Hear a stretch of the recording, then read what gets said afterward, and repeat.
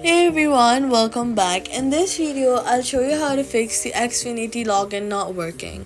First, double check your login credentials. Go to the login page. Once you're there, double check your login credentials, including your Xfinity ID, email, or phone number and password. Even a small typo can prevent you from logging in. Next, check your internet connection and make sure that it is stable.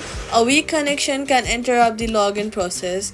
Now, if you've forgotten your password, tap on the forgot password and follow the steps to reset it. Then swipe up from the bottom of your screen, look for the app, swipe it away, completely closing it, wait for a few hours and then reopen it. Then, if you're using a browser, clear cache and cookies or try a different browser. Also, check if the services are temporarily down for the Xfinity, as server issues can prevent login.